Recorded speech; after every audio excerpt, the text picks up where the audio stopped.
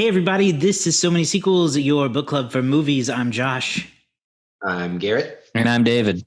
This week on the show, we continue the game night theme with the new Super Mario Brothers movie, which one Letterboxd reviewer called It's a Mid.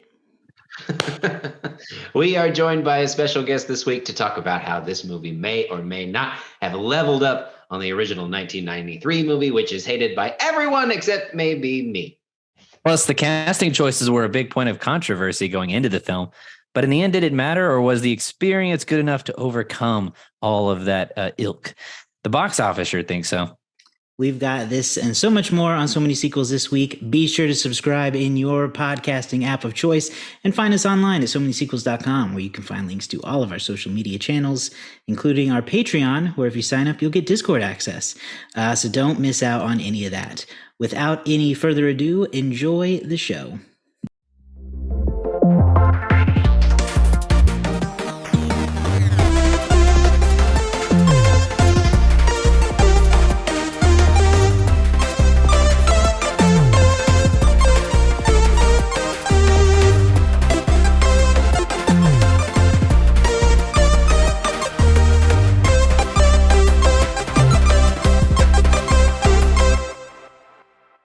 We've got a guest on the show today.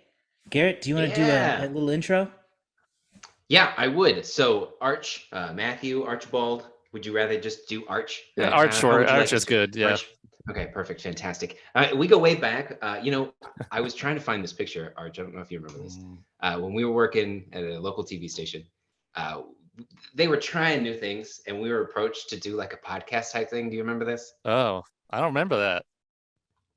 Okay, it was a very brief thing, but we had been talking about. I mean, it was really at like the peak of all the Marvel hype. Like really, I don't remember what year it was. 2016. But we were approached, and the name that was pitched to us was Nerds on Six. Oh my gosh! Does this bring back any memories to you? There's an inkling in there a little bit, but yeah, I do not remember. I never remember hearing the title.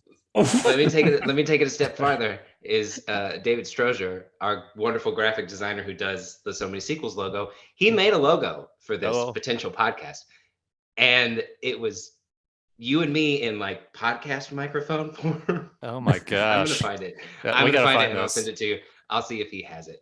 But Arch, big fan of us as a show. He's in our Discord channel, and again, it's Game Night Month. Or that's the theme that we're doing. We wanted to have some of our players involved, and we are doing Mario, and you're our, we're going to start calling you our Aquaman expert because you are all things Aquaman. You're equally as into the fandom as us, but like, give us a little bit of your history and movies, fans, nerddom, whatever you want to talk about.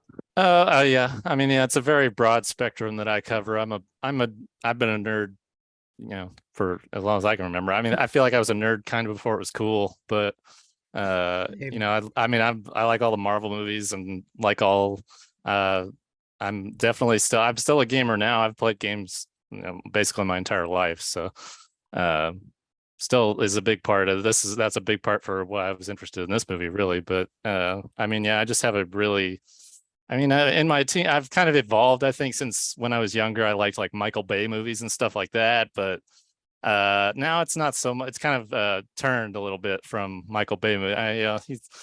Every Transformers movie not made by Michael Bay is the one I like. So yeah. But I still follow what he does, and kind of I don't want to just narrow it down to Michael Bay or anything, but everyone likes a good explosion. For sure. I mean, yeah, I love action movies and stuff. I'm super excited. Helicopters at sunset, I mean, those are the best kind.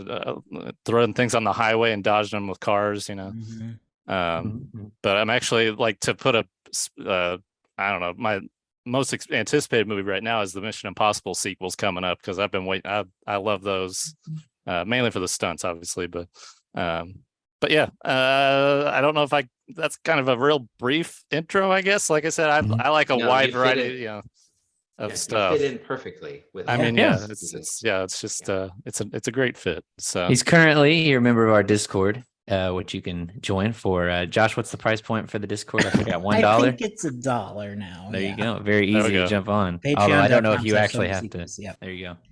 Probably get some nitro boosts for that. There you go. There you go. I got to look into what those things are. Those are fun Discord. We could talk about that offline. I've done a little bit of it. Okay. Maybe we have a new Discord mod then. Discord moderator. There we go. Because the thing is, we are nerds collectively, three of us, but we're probably like we're what is there a word for dumb nerds? Because we're not like very good at anything. We're surface level nerds. We're surface level nerds. Well, we're like very okay at everything, but we're just too dumb to figure most stuff out. Yeah, well, I'm in IT, so I can take care of. I follow up. I do the technology side. So that's the part that if it's more complicated than uninstall and reinstall the app, I'm really out of luck. That's when they call me. That's what I call you.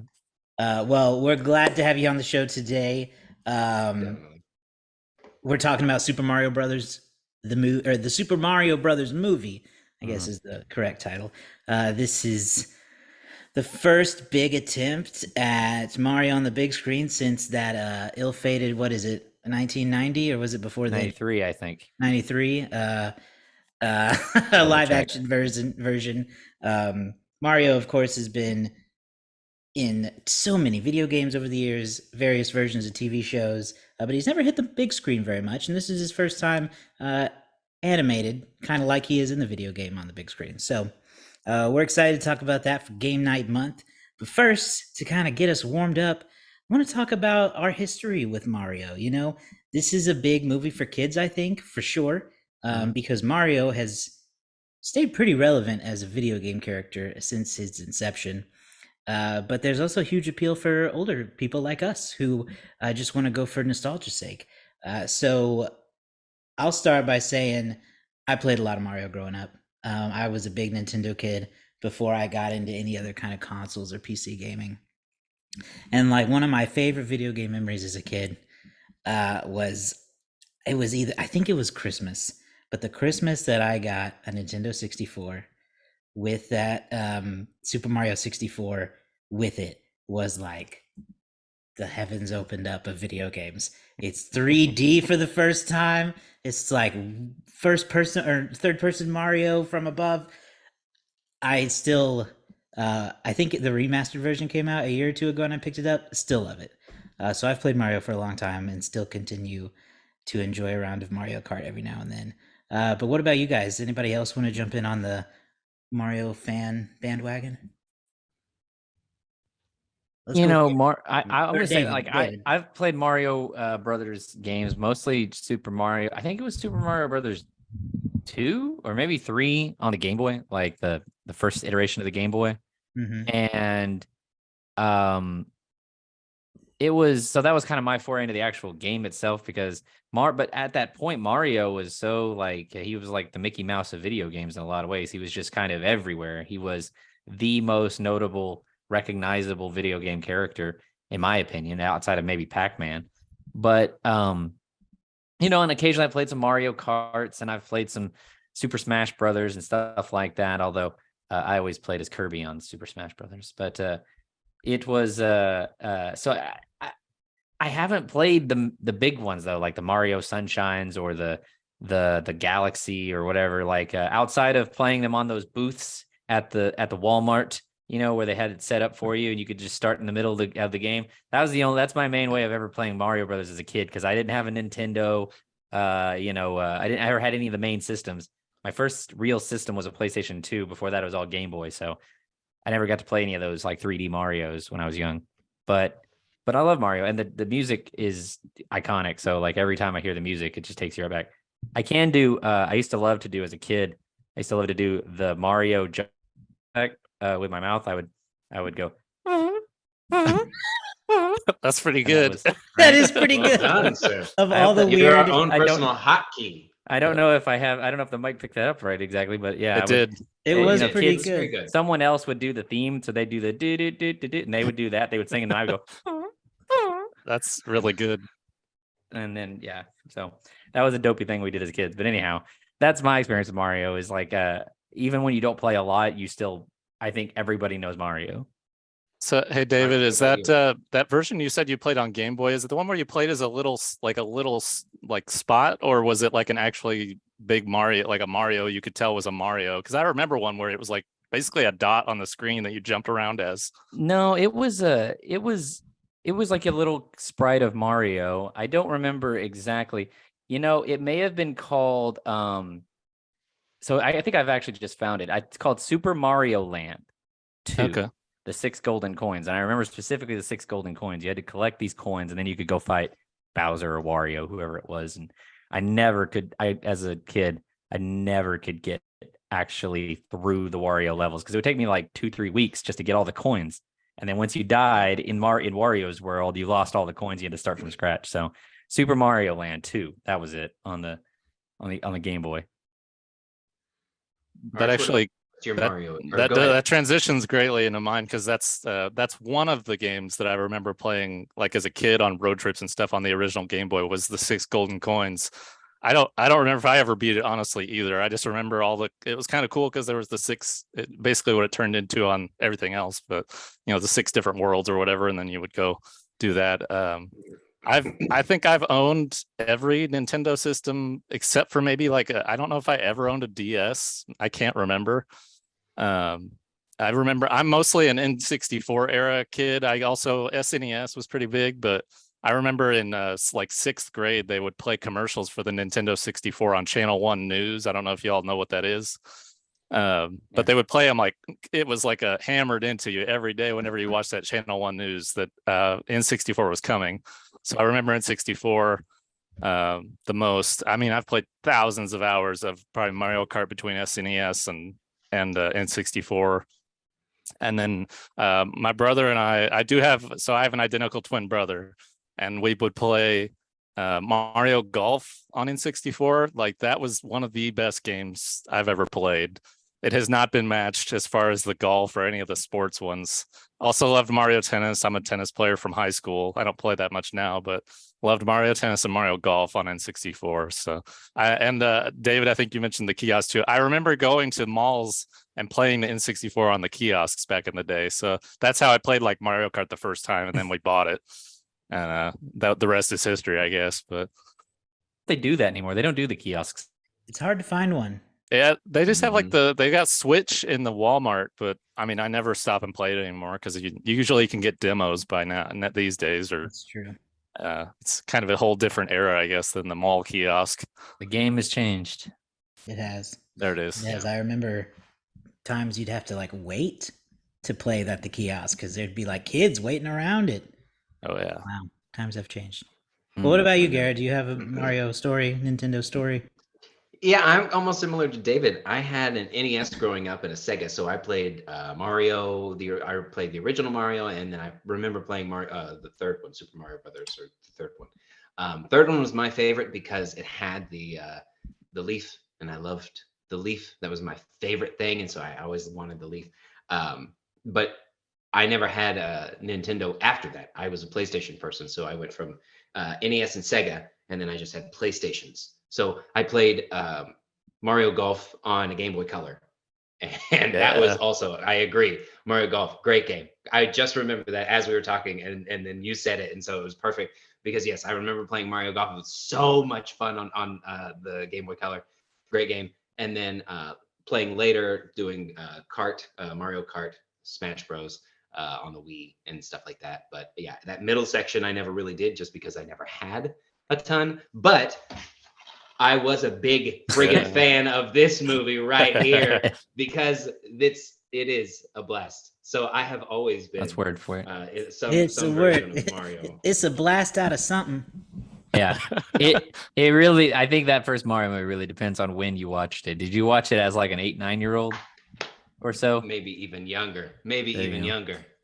I think I watched it as a 12 or 13-year-old, and I remember watching going, this is not Mario. I just remember thinking this is so is so weirdly not Mario. I was watching it and I was like, so is that, I remember just questioning whether or not, I was like, who's this guy supposed to be? Because he kind of looks like they're implying he's Bowser, but he's really not very Bowser-y. He looks like a dude. Man, y'all mentioned some of those other games I'd forgotten about. I did used to play Super Mario Galaxy on the Wii all the time. That was one of my favorite Mario games. And then how could I forget Smash Bros? Mario is typically my character in Smash Bros. So I always love that. and I love the little Smash. I saw it as a Smash Bros. Scene in the movie that we're going to talk about. Oh yeah, that fight between him and Donkey Kong. We'll get to that. So we're talking about the Super Mario Brothers movie. We're all warmed up talking about Nintendo. This movie, I want to talk about. I think we got to talk about the voices, right? First of all, because it was kind of controversial. Yeah, going in. A lot of stunt casting, I think you could say pretty definitively with the movie. Most notably with Chris Pratt as Mario, doing, at least initially in the trailers, not a Mario voice. People were upset. Some people were not. How do we feel coming out about Chris Pratt as Mario now that we saw him do it for 90 minutes? I think if I go ahead, Garrett, you go first. I think they handled it well. I honestly think that they did a good job. I think I read a theory somewhere that they were, and we're going to get into spoiler territory, FYI. So if you haven't seen the movie, watch it. We're not going to spoil it too much, but you might. It's Mario. It's a Mario movie. It's Mario. So it's not going to be deep. But I think that I read or heard somebody having a theory that Mario was going to be kind of sucked into Mario Land and not be like, the caricature that you might think of as Mario is just a regular dude kind of sucked in. And that is reminiscent of this classic masterpiece as well. That's what happened in that movie. So I wasn't necessarily upset with it. I do think that for an hour and a half of hearing Chris Pratt or anyone go, ha ha ha, woohoo, that would have been way too much. I think that we would have regretted. I think that we want it. But I think if we would have had to sit there and hear the cartoon of it for too long, we would have been like, okay, I regret this. And so I think they handled it well with what they did. Right. Having said that, I don't necessarily think that he spoke a lot. I don't think that he had a long, he didn't have a lot of words that he said. So it didn't really bother me much. Yeah, I was going to say it was a thing. It was a situation where after about the first 60 seconds of the movie, I didn't really care about it anymore. It was and that being his voice, Luigi's voice, any of their voices. It didn't after a while, you just kind of settle in, and this is the movie. You just kind of accept that this is what Mario sounds like and this is what everybody sounds like. And there was enough character going on in the film that it wasn't, to me, a big detraction that Mario didn't talk the way he talks. And there was a point very early on, I had this thought of this is really stereotypical Italian accents that he and Charlie Day and the Mario family are doing. And I like that the main complaint people had was it's not stereotypical and cartoonish enough. That was they could have done it. They could have done it way more over the top and dumb. And they kind of make fun of that within the movie. But when they're climbing a pipe and they're going, we got to get to the thing over there. Come on. I was to think that people's initial complaints was that it wasn't going to be, we got to get to the thing over there. Really over the top. Come on, man, we got to go. Really, they wanted it to be even higher pitched up silly. And I was like, I think they may have, I think they're still going to be in a little bit of hot water just for the occasional let's go and those little affectations. But overall, we watched it. The three of us watched it together. We're in a room full of kids, and they loved it. It was not one of those kids stood up and went, "That's not Mario." You know what I mean? It was so. I think. In fact, one of them stood up and went, "That's Donkey Kong." I think so. And and he sounded like Seth Rogen. I mean, he specifically did the Rogen one. He was really, But I think that it was a little bit much ado about nothing. It was fine. If your argument is it could have been anybody other than Chris Pratt, I also agree. Yeah, it could have been literally anyone. They could have gone with anybody, but it doesn't. So I'm fine with it. What do you guys think? I kind of agree. You both have covered anything I would really say. It kind of reminds me of back when Daniel Craig got cast as James Bond, and everybody was up in arms that he was blonde. I think I was one of them, but now he's one of my favorite Bonds. So it's kind of that I was sure I was a little disappointed he wasn't going to do the Mario voice blatantly, but he still snuck in a few of the things enough for me. And like you said, once it started about, several minutes in, I didn't even think about the voices anymore. So I'm always up for a good, it's me, Mario, you're number one. And I've spent many a time perfecting that, imitating the Mario voice. But I thought they handled it fine for what it was. And it was not a detraction for me once the movie got going. I thought Jack Black was is it Jack Black? Yeah, Jack Black. Yeah. Okay. I thought he was really good as Bowser. I thought he sounded like Bowser. And Jack Black's perfect. I think that's a good transition into Josh. Did you want to say anything about Chris as Mario? No, nothing that wasn't said. It kind of, you forget about it after a while. I kind of had more problem with some of the other voice cast. Really? Was Jack Black one? Let's talk about Jack Black, but then we can talk about one of your problems. Did you like thumbs up, thumbs down, Jack Black? Jack Black, thumbs up. I thought Jack was great. He actually did a voice. I felt like, it really only sounded like Jack Black when he sang, I thought. And that was fine. But Jack Black's got such a great singing voice though. So it's hard to not recognize it. I think I really didn't like Charlie Day. Really? Really? Why? Why so? Just Charlie. And I didn't want it. I don't know. He was really good at being, hey, come on, man. Come on, Mario. Luigi's always a scaredy cat, portrayed as a scaredy cat in the games. His whole side franchise is that he's chased by ghosts all the time for some reason. Yeah. So he was good at that, but I don't know. Something about it didn't click with me. See, now, comparatively, I think he's the one that didn't say too much. No, that's true. He was gone from honestly, if you look at it as script by script, I wouldn't be surprised if Peach was the person that spoke the most in this whole movie. I feel like she really got to shine. I feel like the second half of the movie was really Peach and her story and kind of leading the charge with Mario and Luigi really taking kind of step backs. I feel like that was because I did feel like Mario and Luigi was definitely put somewhere away, so he didn't really have much to say. But Mario, I also felt like he took a backseat to Peach in the second half. I think Anya Taylor-Joy probably cost a lot of money. I think that she did a great job of being Queen Peach. I really felt like it kind of Princess Peach. I feel like it really kind of turned what a princess is on our head, and she was really good to her subjects and also like badass and went to battle and was fearless and could see the good in people, and it was really awesome. So I really liked her as a character, and I think that she did a good job of bringing that character to life. So well done, Super Mario Brothers. Yep. Yeah. Agreed. I agree as well. Peach was great. It was nice to see her portrayed as the heroine in the story. We haven't talked about the story. It's not overly complicated if you know Mario at all. I mean, just swap out Peach for Luigi. They get sucked into the Mushroom Kingdom. Yep. Luigi and Mario get separated, and Mario is now on a quest to reunite with Luigi and save the Mushroom Kingdom. And typically in a video game world, he would be trying to save Princess Peach. Not today.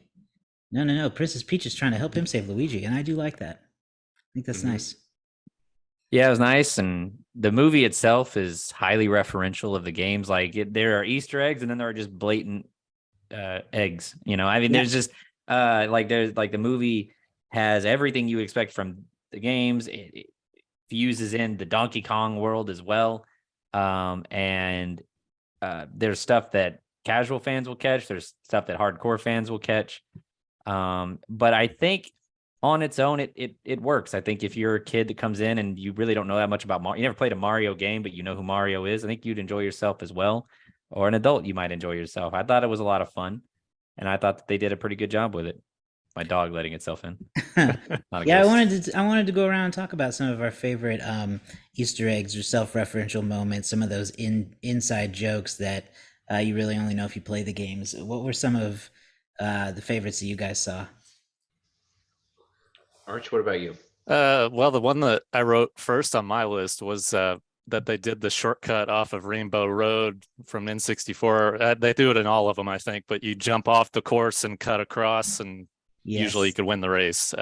I think I exclaimed out loud when he did that. I was like, I was like, I knew they're going to do it anyway, but like as it's happening, I think I freaked out a little bit because they actually put it on there. So another one that I had to after the movie was over figure out what it was. Luigi's phone rang at a point in the movie, and I recognized the tune like subconsciously, but I couldn't remember what it was from until I read the article. It was actually the theme of the GameCube startup sound, which is amazing.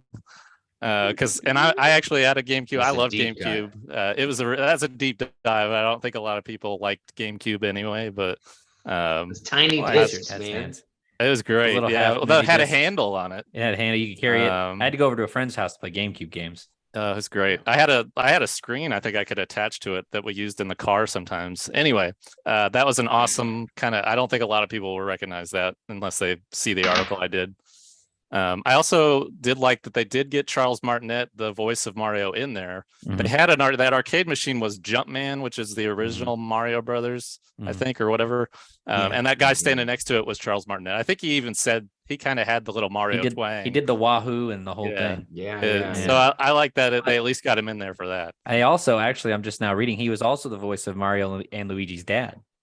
In a more like serious toned voice. That does make sense. You're dragging your brother down, which is harsh. That's a harsh thing to lay on a kid. Yeah. I already mentioned one of my favorite things in the games was the leaf suits, and so I really liked that they had the different costumes that Mario wears throughout. The cat suit made an appearance, which I love, and I thought they handled really well and was really funny, and really gave a liking to that cat costume. So good job for that. And then the leaf costume, the raccoon suit is one of my favorites. But then the subtle one that I found that I really liked was when they were in the antique store and they were like, "Does this thing work?" And they were like, "Yeah, you just have to blow in it." And I was like, "Aha!" Nailed it. I heard Garrett laughed. So there's two instances of this where someone laughed on either side of me, and then I caught on because Garrett laughed at that, and I realized what exactly was said. I just kind of absorbed it, but didn't think about it. But Garrett laughing about you just got to blow into it. I was like, one of the first ones that I caught was when Mario and Luigi go underground early on. It plays the underground music from the old games, the dun dun dun it, but it's like all orchestral. And Josh heard it first, and he kind of laughed to himself, and then I keep watching and it goes, but it's like, I don't know, violins and stuff instead of, 8-bit. So one of the not so hidden Easter eggs that I saw that I loved was Diddy Kong, because I used to, while I didn't play that many Marios, I played a lot of the Donkey Kong Game Boy games. And so I used to love Diddy Kong and Dixie Kong and all them, and they were all there. And then the DK rap, obviously, I wish we could have had more of. But the other thing, and I had to look this up because sometimes you see something in a movie and you're like, this has to be a reference to something that I'm not getting. But in the movie, they introduce this character who is Mario and Luigi's former boss that they left to go start their plumbing company. And it's this character named Spike. Well, Spike is supposedly the main character in the Nintendo game Wrecking Crew, which is kind of a similar-ish game to the Mario games, but I'm looking at a photo here of him, and he's very much like, he's basically blue-haired Mario with a hammer. So Wrecking Crew, and I was like, all right, well, that's kind of neat, because like they pulled from a lot of sources to make this movie not just not just a Mario movie, but like a Nintendo movie. Yeah, one of my favorite moments was preparing for the Mario Kart scene when Mario and Peach are told to, build their cart, and it's like just how you make it in the game. I thought that was extra clever, how it's kind of like a pulley system, and you're selecting your wheel, your chassis, your wheels, and your, flight, your parachute or kite or whatever you're gonna fly with, balloon. I really enjoyed that. And then I came home and played Mario Kart just because it reminded me how fun that is. And then also early on when Mario and Luigi are running off to go, I think, try to stop Brooklyn from flooding, there's a nice little side scroller moment where yeah, that was good. Get a classic look at Mario. Really enjoyed that little. Yeah, it was like it was like oh shoot, now I've forgotten the name of the movie. It was like Mario in the raid, you know. It was just all from the side, moving over, Mario going up and down. So yeah, that was pretty fun. How did we feel about the movie overall? We haven't really talked about how our reactions to it, our thoughts on it.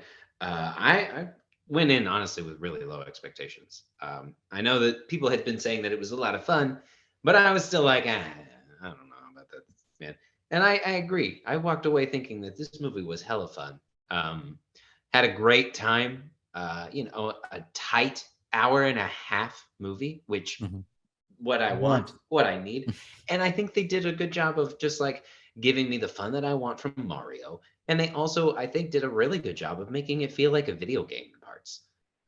Like I feel like this could be a Mario video game that I would play if they made it into that. And so I think that they were successful on adapting it and then creating something on their own.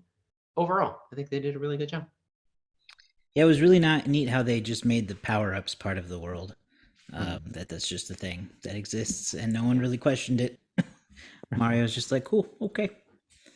Yeah, I would have to agree that I enjoyed it overall. You know, I kind of had low expectations as well when I first heard about this, and hearing people talk about some of the early reaction, I was getting a little more excited about it, and I was pretty pleasantly surprised. It's funny. It's, like you said, nice and short, so it doesn't overstay its welcome. It hits a lot of good nostalgia points for adults. Just based on the kids in the theater, they had a blast.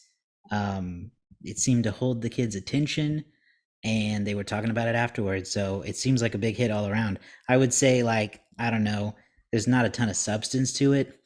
I'm not gonna like be too hard on it for that. I think it would have only made it better, but as it stands, it's a perfectly good kids movie. And what did you think, Arch? So I'm kind of on the opposite side. I went in with the like highest of expectations, and I did enjoy the movie overall. I liked the nostalgia and everything. I was disappointed kind of with how the plot was kind of razor thin, really, and it was just. But it's more of an introduction, really. So I actually found an article after, and I need to probably have a second viewing after seeing it. I pulled up the article. The title of it was "A Gentle Reminder That the Super Mario Brothers Movie is for Children."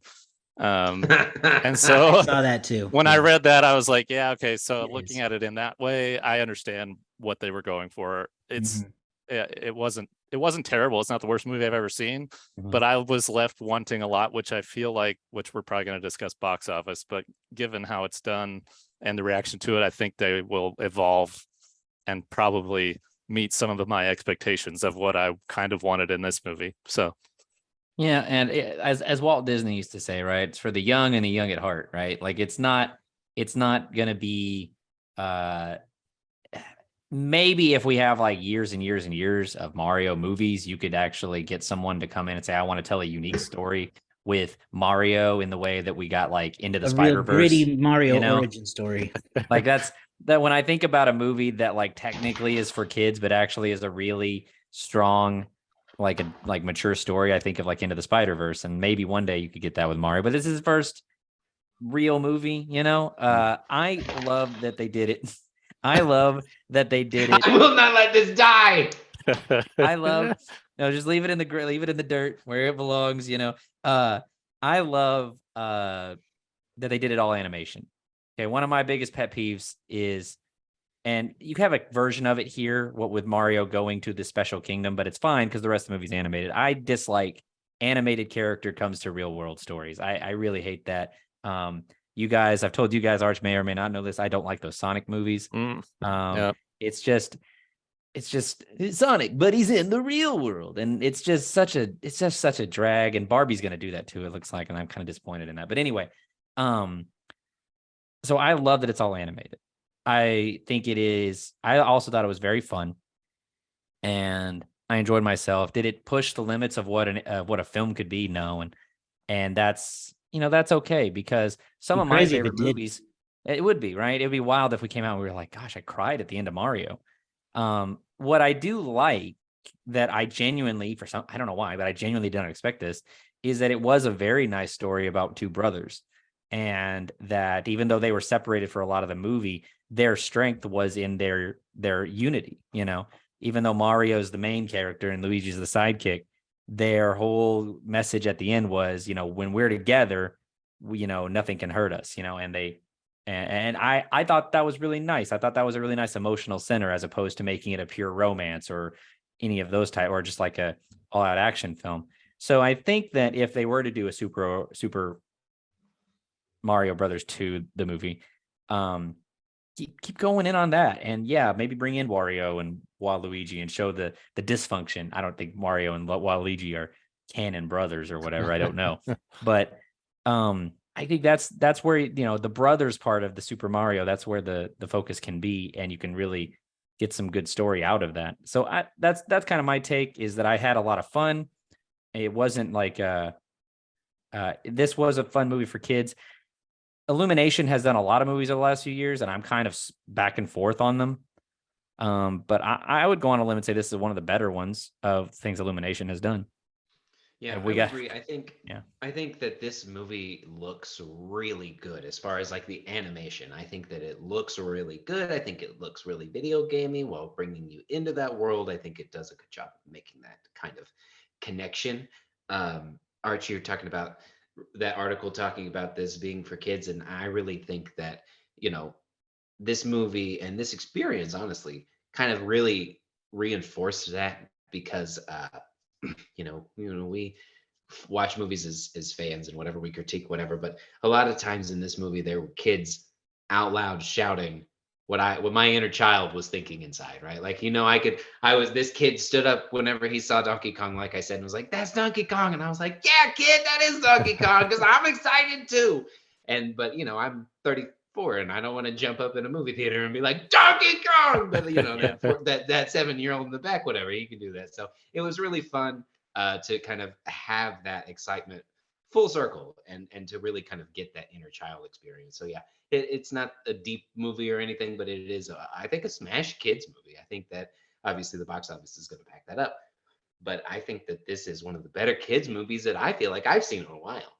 Oh yeah. Yeah, absolutely agree on that. I mean, I haven't seen a lot of kids movies in a while also, but of the ones I've seen, this is pretty high up there, especially like you said, David, this being an Illumination movie. I'm not too big on those Minions. Sometimes they make me chuckle, but I think I like Minions in moments and not in movies. Yeah. Arch, did you see the trailer that was basically just a commercial for Illumination? It was like a little snippet of Illumination movies, and then it was like, we were like, is this just, it went several routes, because it was like, what is this? Was it the one with just an Illumination commercial? And then it was like half of a teaser for their new movie Migration with the ducks, right? Yeah. Okay, that did throw me off, because it was like halfway through, then the trailer started for the Migration, and I was like, it was so weird. I finally figured out what was going on. It's like, why didn't they just, I mean, because we've all seen a trailer where there's like, from the minds that brought you Finding Dory and the producers of Monsters Inc. Here comes blank, right? Here comes a new one, right? But this was like, from the people who brought you, and they literally ran down the list: Despicable Me, The Minions, Sing, Secret Life of Pets, The Grinch. Like there's like all of them, and I was like, okay, I get it. You've done a lot of movies over the last 12 years. I think. Yeah, it really felt like Illumination trying to like really remember, we do movies. We've done things. It was almost like they were saying, we really want you to remember all the banger franchises we put out over the last few years, kids, because we're bringing you a movie that has none of that. It's a movie about ducks. We're more than ducks? Minions. You don't know. At first, I thought it was a Duck Hunt movie. I was like, oh, Duck Hunt's next. Oh, great. That would have been blowing some minds right there. It was. Yeah, they're like second tier. It was like they're trying to stick it to Pixar and Disney animation, because they're kind of third tier. Maybe, I don't know if they're technically third tier. They like, their quality it's still got a ways to go to match the level of some of theirs, although they're kind of getting closer these days. It's one of those things where they make a lot of money, but their critical response has been sort of like up and down, all over. Because they've had, I mean, like I said, they have the Sing franchise, the Secret Life of Pets, and the Despicable Me franchise. Like those are really successful films. But it was a weird trailer. We had a lot of weird trailers before a rated G movie, or PG, whichever this is. We had the Barbie trailer, which ends with guys talking about beaching each other off. And I was like, this is great for 7-year-olds. This is great trailer in here. What was the other one, Josh, that we were kind of like shaking our heads at? Oh, it was Book Club 2, the next chapter. Yes. It was 80 for books. I did not get that trailer. Yeah. You didn't see Book Club 2, the next chapter? Oh man, you missed out. The 80 for Brady ladies in Italy, but it's not. But it's not. White But Lotus. it's not the 80 for Brady. That It's is like not the target audience. It's some of them. It's 4 different 70-year-old women. I'm pretty sure. Is there some crossover there? Jane Fonda. Is Jane Fonda in both? Yeah, she is the book club. She is for Brady. Jane Fonda, Candace Steenburgen. No, they were making Candace, Mary Steenburgen, Candace Bergen, and somebody else. There's nothing that the preteen crowd of a Mario movie wants to see more than a bunch of 7-year-old women making sex jokes. And like honestly, they showed the whole movie more or less. Like it was like you know what's gonna happen. Movies great. Are back. Are you glad that we didn't get an opening with Mario thanking us? So glad. I'm so happy. I don't know if you've been listening, Arch, but my bane lately is these welcome back to the theater openings in movies. Oh, yeah. It's just like so pretentious at this point. Like I'm not a hero for seeing a movie in a theater. Okay. Sometimes I considered walking out of Dungeons and Dragons on principle. Yeah. But I wanted to watch that movie. So I do remember commenting in the Discord because we were talking about that, and I was like, "Yeah, that's the most people I've seen in one of those things." And then I actually went and saw it again. This weekend I saw Dungeons and Dragons again, and it was more cringy the second time after we had all discussed it because I was like, "What? This is kind of awkward," but I'll go with it. It was like they didn't really give him a play heroes, but the real heroes are you in the theater. Well, thank you. And they're looking off camera for some of those shots because there's so many of them. So it's like they're not even talking to me. They're talking not to even all of them talk. Right. It's just weird. It was weird. Anyway, I was really glad that Chris Pratt did come on and go, "Hey guys, thanks for coming back to the movies. You know, you guys are, I play Super Mario, but you guys are the real super ones out there. Wahoo or let's go. What is it? Let's go." I do think If it had been Jack Black, I would have forgiven it. My from listening to, I think one of the last podcasts y'all talked about it. Just I'll briefly mention. I do think that Tom Cruise is definitely going to greet us both times Mission Impossible plays. Oh yeah, I think you can. This can be the record right here. I that think it it's a good bet to place. He's gonna greet us like he's gonna off a jump plane. out of a helicopter or something. Yeah, he's gonna be on a biplane or something, and he's going to greet us and then do a stunt. It's going to be a thing. He's going to be on a rocket ship. He's going to be on. He's going to be on a Virgin Galactic rocket ship, and he's going to be like, "Thanks for coming back to the movies, guys." And so that's my 2 cents on from. I think I listened to that the other day, and I was like, yeah, he's definitely doing something. We're gonna have to mark this down. Remember it. Yeah, put it in the log. I agree. I do want to jump back. One more thing that I wanted to bring up. We briefly mentioned it, but Jack Black did a great job as Bowser. Yes, he did.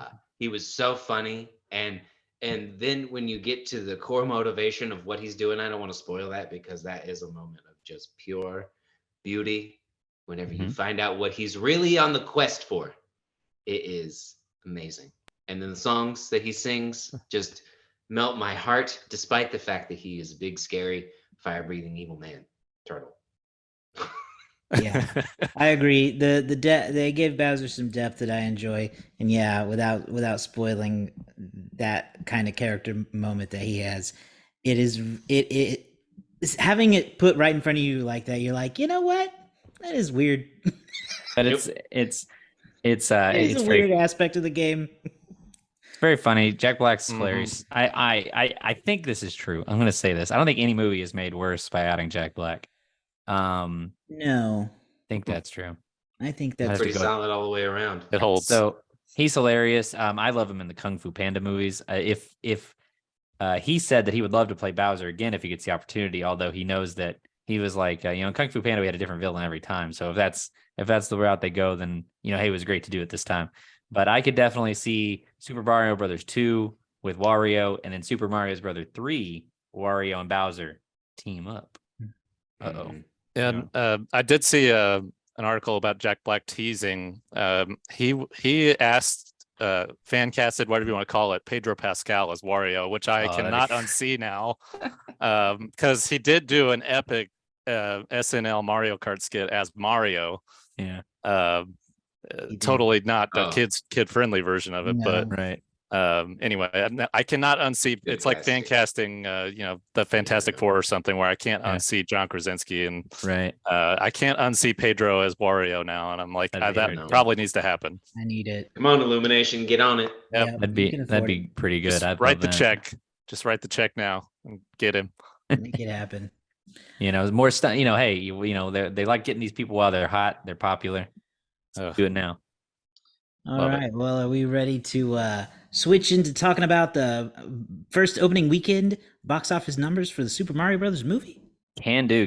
Yeah. So Super Mario Brothers, right? Big weekend. Now, not the 3-day, not the biggest opening for an animated movie. It fell short of that, but in its opening weekend here, the week of April 7th, 2023, Super Mario Brothers was the number one movie with $146.3 million. One of the biggest openings of the year. It beat out in the number 2 spot John Wick 4, brought in 14.6. Dungeons and Dragons fell from number 2 to number 3 this week with about 14.5. That may, by the end of tomorrow, when the final numbers come in, Dungeons and John Wick could maybe swap. But for now, they're projecting Wick 2, Dungeons 3, Air with Ben Affleck, Matt Damon. The movie about creating the Air Jordans, that comes in at number 4. That debuts at number 4 with 14.4, which is not bad on the budget that it has. And then at number 5, you have Scream 6. Really? Number 5, still hanging in there. People like a good horror movie. Yeah. Now it's 5-day total, because this movie actually debuted on Wednesday, added another roughly 55 million to bring its domestic total up to 204.6 million, which is huge, and its worldwide total up to 377 million for its so far, easily launching it up into the top. So here's a little stat for you. So since the pandemic, since 2020, these are your top 5 first 5 days. Okay, first 5 days in theaters. At number 1, you have Spider-Man No Way Home. At number 2, you have Doctor Strange. At number 3, you have Black Panther 2. And at number 4, Super Mario Brothers. So up there in the upper echelon in terms of since the pandemic has started, Mario comes back big. Just under Mario, just to wrap that up, you have Top Gun Maverick, Jurassic World Dominion, Thor Love and Thunder, and Avatar The Way of Water. Yes, Mario has outpaced Avatar thus far. Will it continue? Who knows?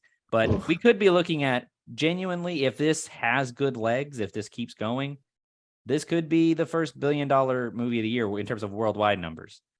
For the year of 2023, it's still, I believe, Ant-Man in the lead, followed by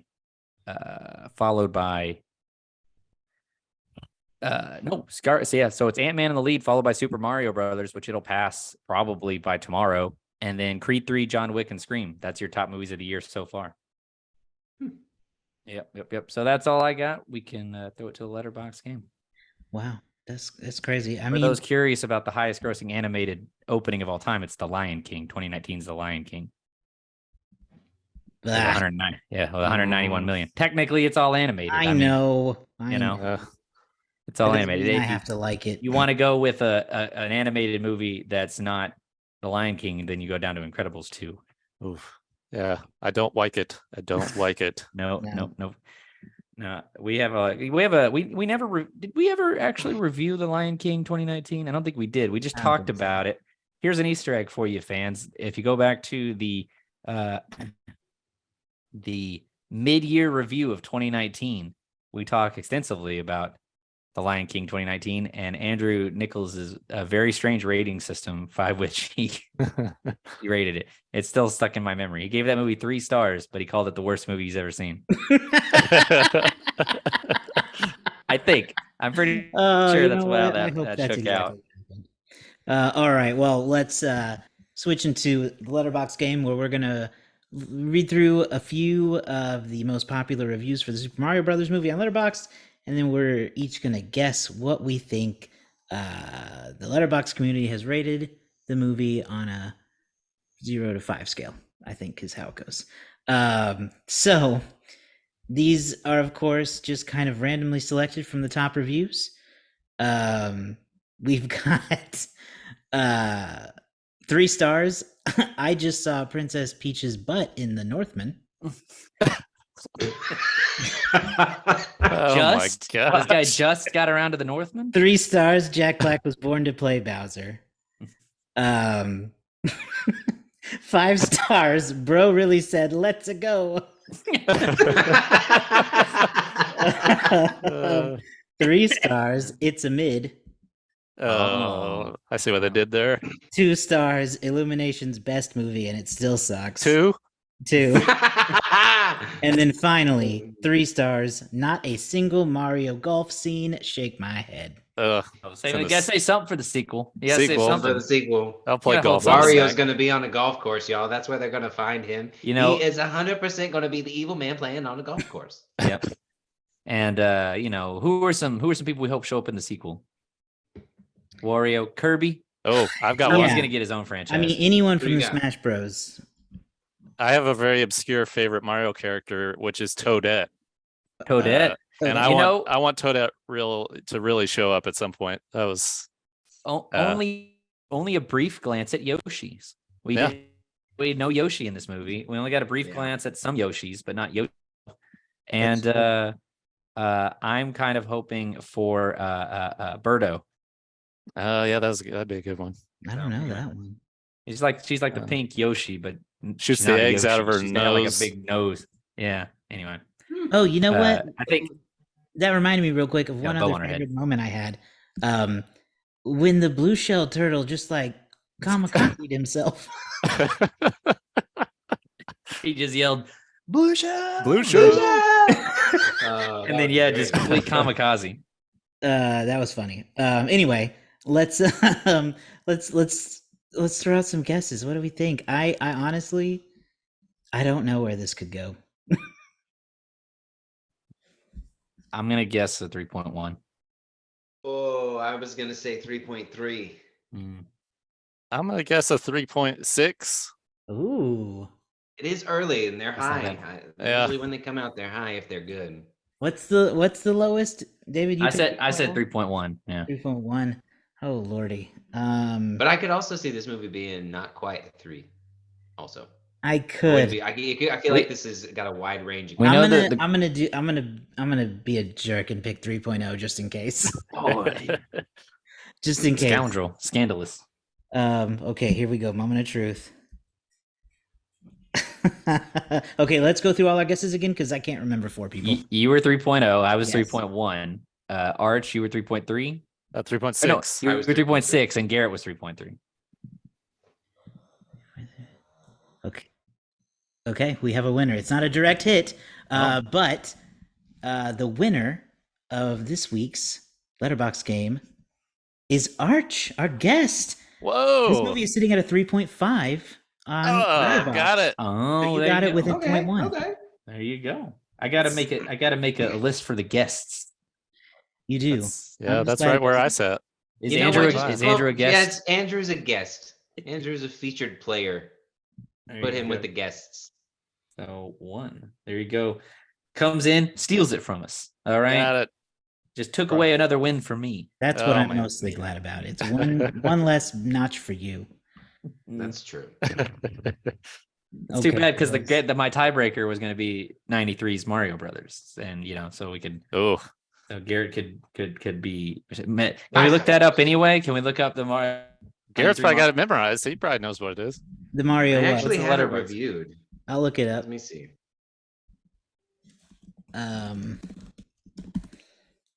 Oops. Mario. It's mostly bad. It's mostly bad. It is a 2. It is a 2. A 2, a solid 2. A lot of rage for hate to see that one. I disagree. Mario. That's the best part of the movies where he goes, "I'm Mario," Ooh. and he goes, "What's your last name?" Mario. we're gonna make our guesses, but while we're talking about this movie, Arch, we haven't made this announcement yet. You're the first person to hear. Oh, snap! But we're trying to decide a bonus episode for Game Night Month. We Ooh. have 3 options that we're stuck on, and so we would like you to be the first vote. Okay. We've got this classic right here is one that we're choosing. Okay. The 2000s Dungeons and Dragons. Oh no. Yeah. Or the original Jumanji. Oh gosh. I know it is not an easy choice for several different reasons. So for me, it's actually pretty easy. I'm gonna go the original Jumanji. There you go. Okay. I appreciate that. How I feel about that. It's a choice between pleasure or pain, and so it was, you got to go one way or the other. Oh yeah, those other two are gonna be painful. Okay, so you can Arch is voted for Jumanji. You can go to our social media at So Many Sequels, at So Many Sequels Pod. You can let us know. We'll have a thing up, but please do. So, all right. What are our personal ratings for Mario or Super Mario Brothers? Yes. I struggled with it. I am too. But I'm gonna say a 3.5. Okay. Yeah, 3.5. That's right where I fell as well. I was a 3.5. Okay. A big attachment to the 3.5 to the 5 is would I watch it again? And I would. If it were on again, I'd watch it. So. Yeah, I'll watch it again. Yeah. I think you can talk me up to it. I landed on a 3 because this is a great time, but as a movie, I mean, it's not much, right? Like it is a great time, a great experience, but like you're not going to get much out of it. It's just a great time. So I could see I landed on a 3 because I do think it's a good movie, but I could be talked up to a 3.5 just because of the good time that I had. Okay, well, I'm gonna give it a 3.5. Mostly because as soon as David said, it hinges on whether or not I'd watch it again, and I would, and I was like, oh, yeah, I would too. That feels like a good argument. In fact, I'm probably going to watch it next weekend, so I can take my nephew, have an excuse to bring a child to see it. Mm-hmm. And I'm not even upset about that. I'm looking forward to seeing it again. So if it were more obnoxious, it would be a 3. Like, okay, that was fun, but I don't care to watch that again. So it's like a 3. Thank you. But it's 3. I'll watch it again. So it wasn't too obnoxious. There were a lot of that's random kind of jokes where it was like someone's pointing at something. We have to go here, and here, and do this, and the person goes, "Yeah, I know that," and then they go back to doing that. And it's like I was like, you don't need that insert. But the kids laugh because they're like, ah, ha, ha, he already knew. It's like slapstick kind of stuff. So it gives us an average of 3.3. Correct. So we'll round that up to 3.5 because that's how Letterboxd works, which makes us hit perfectly. Yeah, with the community. I love when that happens. The algorithm wins again. I'm pleasantly surprised with how we came out enjoying this pretty well. I wasn't sure if we would all be on the same page at least. But that's it. That's the episode, right? Any other final thoughts on Mario? I look forward with the high box office. They might start announcing sequels quicker than we realize. Or more Nintendo movies in general. I mean, they already had the banner ready to go at the beginning of the movie, so we'll probably be seeing a lot of that thing. What I'm betting. I'm betting Zelda. Zelda movie would be big. Kirby. That was a nice little Easter egg. I like the Zelda thing that they put in there with Mario playing the original. Was that Zelda that he was? I really liked that. I thought there's something similar. It was close. I bet it says in the thing. It was because it was a game that I used to play, and I was like, it's not. Yeah, Zelda was the first thing, but I can't remember what it was called, but I remember playing that little last game on the NES or something like that. It was fun. Hard. I never understood what the hell I was doing. No. It's classic. Never understood what I was doing with that game. That's classic but games. It was fun. It was frustrating as heck. All right. Well, we will go ahead and wrap this up. Thanks everybody for listening. Thank you, Arch, for joining us on this episode. Thank you. Hopefully we'll have you back in the future. Thanks for having me. You guys can find us online as usual at SoManySequels.com. You can find links to our social media accounts on there, as well as go through all our old episodes. And of course, subscribe in your favorite podcasting app or on YouTube, and at patreon.com/SoManySequels so you can get access to our Discord. We will see you guys next time. Bye. Mario doesn't have a. Does he? It's a bye. I don't know. Yeah. Wahoo! Wahoo! Yeah.